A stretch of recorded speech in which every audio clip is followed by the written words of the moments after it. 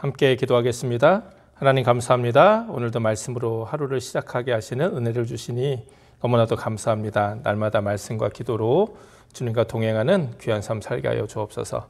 감사드리며 예수님의 이름으로 기도드립니다. 아멘. 오늘 함께 나눌 하나님의 말씀은 사무엘하 6장 1절에서 15절입니다. 다윗이 이스라엘에서 뺀 무리 3만을 다시 모으고 일어나서 그 함께 있는 모든 사람으로 더불어 바알레 유다로 가서 거기서 하나님의 궤를 메어 오려 하니 그 궤는 그룹들 사이에 좌정하신 만군의 여호와의 이름으로 이름하는 것이라.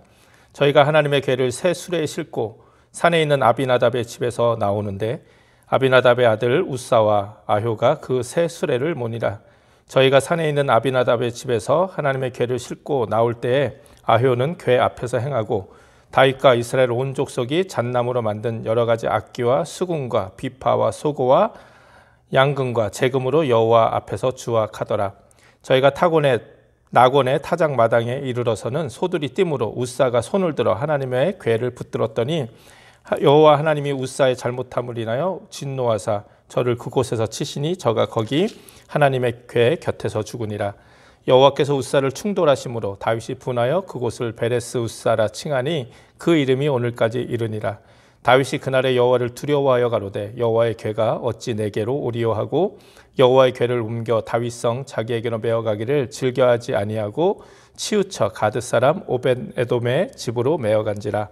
여호와의 궤가 가드 사람 오벤에돔의 집에 석 달을 있었는데 여호와께서 오벤에돔과 그 온 집에 복을 주시니라. 혹이 다윗 왕에게 고하여 가로되 여호와께서 하나님의 궤를 인하여 오벤에돔의 집과 그 모든 소유에 복을 주셨다 한지라. 다윗이 가서 하나님의 궤를 기쁨으로 메고 오벤에돔의 집에서 다윗성으로 올라갈새 여호와 궤를 맨 사람들이 6걸음을 행하매 다윗이 소와 살진 것으로 제사를 드리고 여호와 앞에서 힘을 다하여 춤을 추는데 때에 배 에봇을 입었더라. 다윗과 온 이스라엘 족속이 즐거이 부르며 다윗 나팔을 불고 여호와의 궤를 메어 오니라. 아멘. 오늘도 하나님 말씀으로 하루를 시작하는 여러분들에게 하나님의 귀한 은혜가 함께 하시길 바랍니다.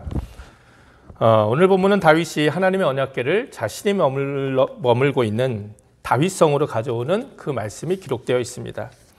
다윗은 온 이스라엘의 왕이 되었고 또 다윗성으로 그 수도를 옮긴 뒤 가장 먼저 이 하나님의 언약궤를 옮겨 오려고 했습니다. 원래 하나님의 언약궤는 실로에 있는 성막에 있어야 했습니다. 그러나 사무엘 시대에 이스라엘이 블레셋과의 전쟁에 사무엘 시대 이전에 이스라엘이 블레셋과의 전쟁에 이 언약궤를 가지고 나갔다가 크게 블레셋에게 지고 이 하나님의 언약궤마저 빼앗기게 되죠. 그러나 이 하나님의 언약궤로 인하여 큰 재앙을 당한 블레셋이 다시 이 언약궤를 이스라엘 벳세메스로 돌려보내게 됩니다. 그 후 하나님의 언약궤는 이 기한 여야림 아비나답의 집으로 옮겨져서 그곳에서 오랜 시간 있게 된 것이죠. 아마도 이게 사울왕 이전의 시대니까 꽤 오랜 시간 이 아비나답의 집에 이 하나님의 언약궤가 머물러 있었던 것 같습니다. 한 가지 우리가 좀 살펴볼 것은 이 사울은 왕이 된 이후에 이 하나님의 언약궤는 관심도 없었던 것을 보게 됩니다. 이것은 사울의 영적인 모습을 보았을 때 어쩌면 당연한 일이었겠죠. 하나님의 언약궤는 하나님의 임재 그리고 하나님의 말씀을 상징합니다. 그러나 사울은 하나님의 임재도 하나님의 말씀도 귀하게 여기지 않은 삶을 살았기에 이 하나님의 언약궤를 자신이 있는 곳으로 모시고자 하는 마음이 전혀 없었던 것은 어쩌면 당연한 일이겠죠. 그러나 다윗은 달랐습니다. 다윗은 그 무엇보다도 자신이 왕이 된 이것보다도 이 하나님의 임재, 하나님의 말씀을 사랑하는 사람이었죠. 그래서 다윗이 온 이스라엘의 왕이 되고 또 수도를 다윗성으로 옮기게 되고 이렇게 좀 안정을 찾게 되니까 가장 먼저 하나님의 언약궤를 열심을 내어서 자신의 처소로 가져오고자 했습니다. 오늘 본문에 보니까 다윗이 무려 3만 명이라는 이 사람을 데리고 또 수많은 이 악사, 그쵸? 이 음악을 하는 사람들을 같이 가서 하나님의 언약궤를 막 기쁨으로 가지고 오는 것을 보게 됩니다. 그만큼 다윗은 그 누구보다 하나님 말씀, 하나님의 임재를 기뻐하며 사모했던 사람이었기 때문입니다. 그런데 이렇게 귀한 마음으로 하나님의 언약궤를 가져오는데 큰 문제가 생기고 말았습니다. 이 다윗이 하나님의 언약궤를 새 수레에 싣고 이제 아비나답의 집에서 나와 낙원의 타작마당에 들어갔을 때 소들이 뛰게 되니까 이 하나님의 언약궤를 아비나답의 집에서 지켰던 우사가 손으로 하나님의 언약궤를 붙들고 맙니다. 그리고 이 일로 하나님이 우사를 치심으로 우사가 그 낙원의 타작마당에서 하나님의 언약궤 곁에서 죽게 된 것이죠. 이 사건을 본 다윗은 큰 충격을 받았습니다. 8절에 보니까 다윗이 분하여라고 말씀하고 있는데 이것은 우사를 죽인 하나님께 분노했다는 것이 아닙니다. 다윗은 사실은 자기 자신에게 분노하고 있는 것이죠. 이 우사가 죽는 것을 보면서 무엇을 다윗이 깨달았겠습니까? 아, 내가 하나님의 언약궤를 잘못 가지고 오고 있구나. 잘못 다루고 있구나. 그것을 깨달았던 것 같습니다. 그래서 다윗은 우사의 죽음 그리고 그 자기가 잘못 하나님의 언약궤를 다루었다는 것을 깨닫게 된 후 두려워서 하나님의 언약궤를 가져오기를 멈추고 그것을 오벤에돔의 집에 두게 되는 것이죠.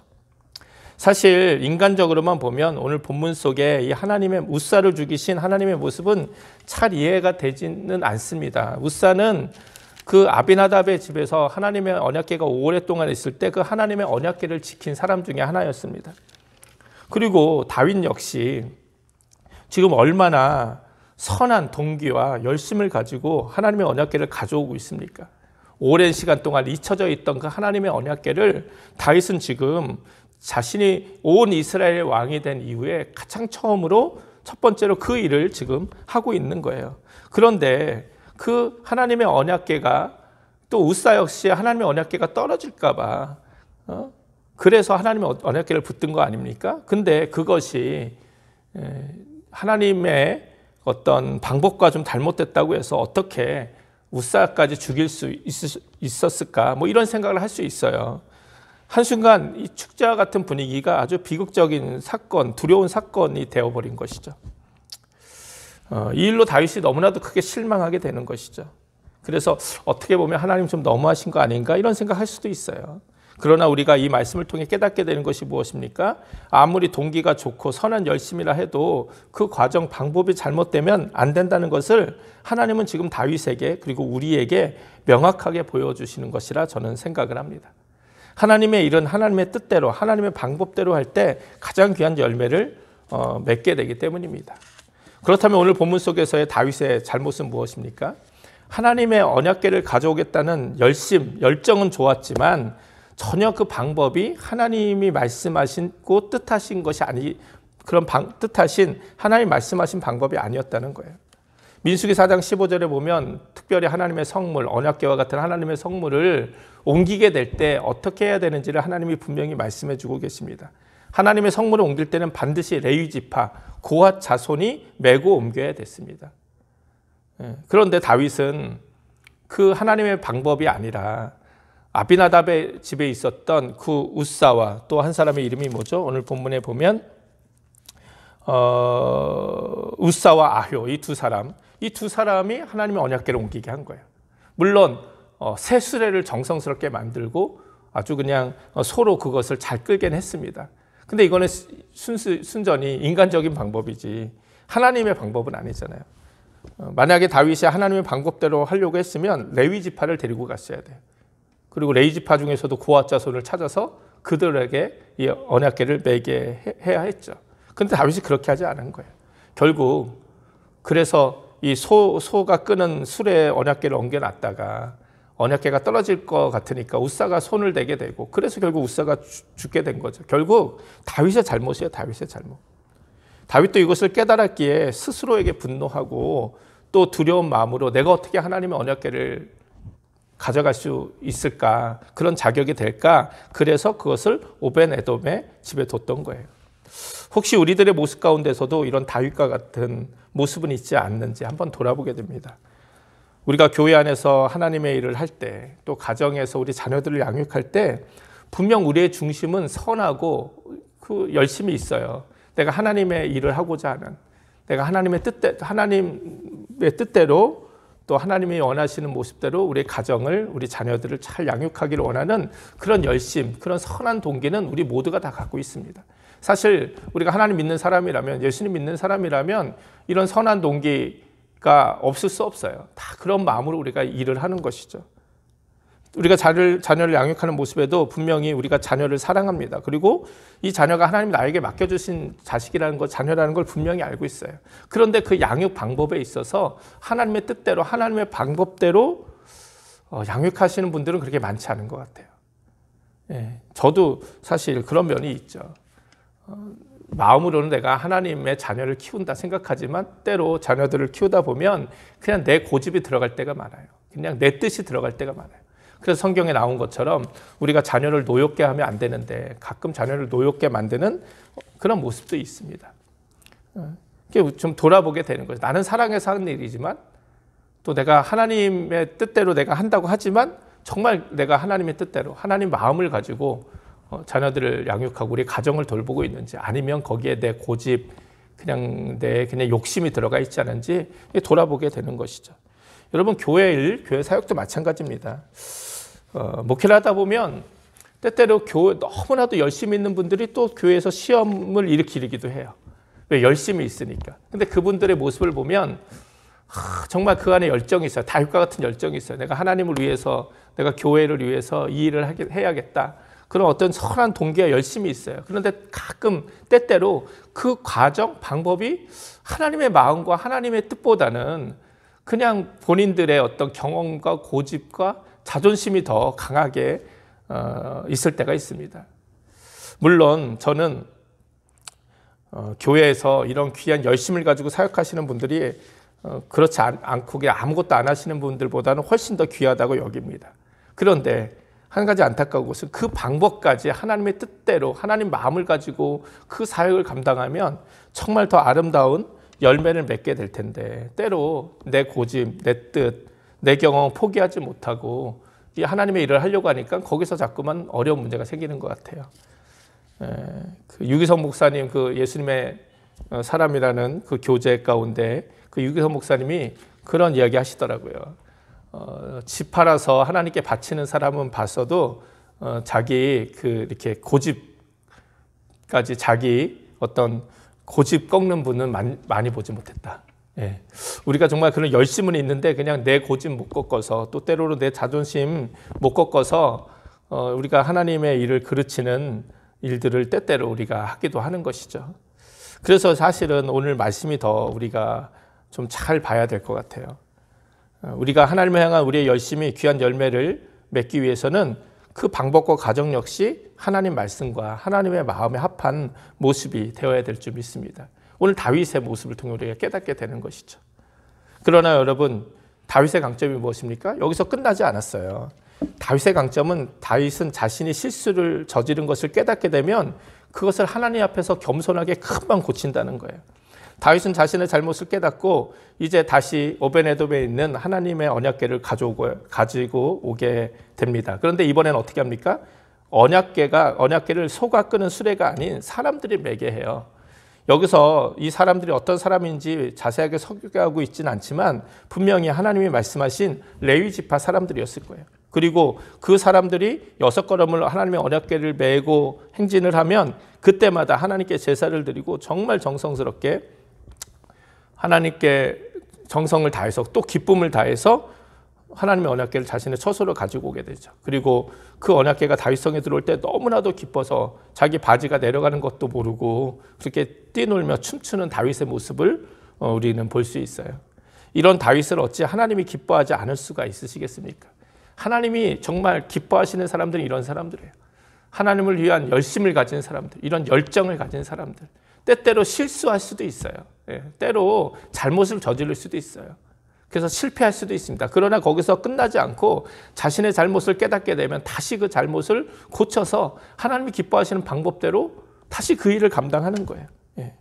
여러분, 말씀드린 것처럼 교회 사역도요, 열심히 있으니까 실수도 하는 거예요. 그냥 아무것도 안 하시는 분들은 별로 실수하지 않으세요. 왜? 일을 하지 않으시니까. 근데 교회에서 열심히 일을 하니까, 또 열정이 있으니까 때로 사람과 부딪히기도 하고 실수도 하고 잘못을 하기도 합니다. 그런데 중요한 것은 그럴 때 다시 하나님이 주신 마음을 깨닫고, 내가 이런 잘못된 방법으로 하고 있었구나. 그러면 고치면 되는 거예요. 그러면 하나님이 더 기뻐하시는 거죠. 하나님은 이렇게 다윗과 같은 열정을 가지고 주님을 섬기는 사람들을 더욱더 기뻐하시고 저도 그런 분들이 더 귀하다 여겨집니다. 말씀드린 것처럼 잘못한 것을 깨닫게 되면 고치면 되는 거예요. 내 고집, 내 자존심, 내 경험 내려놓고 다시 하나님 말씀대로 방법대로 새롭게 내 삶을 고쳐나가면 됩니다. 그러면 놀라운 하나님의 은혜와 열매가 우리 삶 가운데 또 우리 교회 가운데 사역 가운데 넘치게 될 줄 믿습니다. 오늘 사무엘하 6장의 이 말씀 하나님의 언약궤를 가지고 오고자 했던 그 다윗의 열심, 그 열정, 그러나 잘못된 방법이었기에 하나님이 뜻하신 방법이 아니었기에 한번 실패합니다. 그러나 거기서 멈추지 않고 다시 하나님의 방법대로 하나님의 언약궤를 결국은 자신이 있는 다윗성으로 가지고 오잖아요. 그리고 하나님께서는 이런 다윗을 기뻐하시고 축복하시는 것을 우리가 보게 됩니다. 오늘 우리들의 삶도 정말 이 다윗과 같은 실수를 반복하지 않았으면 좋겠고요. 또 다윗과처럼 실수했다 할지라도 다윗처럼 다시 새롭게 회개하고 새로운 마음으로 하나님의 귀한 일을 감당했으면 좋겠습니다. 그렇게 될 때 이 하나님의 놀라운 은혜가 또 우리의 삶 가운데도 우리 교회 가운데도 차고 넘치게 될 줄 믿습니다. 우리 함께 기도하시겠습니다. 하나님 감사합니다. 오늘 다윗의 말씀을 통해서 다시 한번 우리의 삶과 또 사역을 돌아보게 하여 주시고 또 때로 우리가 하나님 방법대로 하지 못해 실수하고 또 상처가 된 것들이 있다면 다시 한번 우리가 회개하고 깨닫고 다시 한번 하나님 마음을 가지고 하나님 말씀 중심으로 우리에게 주어진 귀한 사역을 잘 감당할 수 있도록 주님 인도하여 주시옵소서. 감사드리며 예수님의 이름으로 기도드립니다. 아멘. 우리 주기도문 하시겠습니다. 하늘에 계신 우리 아버지여 이름이 거룩히 여김을 받으시오며 나라의 마옵시며 뜻이 하늘에서 이룬 것 같이 땅에서도 이루어지이다. 오늘날 우리에게 일용할 양식을 주옵시고 우리가 우리에게 죄진 자를 사하여 준 것 같이 우리 죄를 사하여 주옵시고 우리를 시험에 들지 말게 하옵시며 다만 악에서 구하옵소서. 나라와 권세와 영광이 아버지께 영원히 있사옵나이다. 아멘. 오늘도 말씀 기억하시면서 함께 기도하시고 또 나라와 민족 또 교회와 가정 위해서 기도하시면 감사하겠습니다. 다 함께 기도하시겠습니다.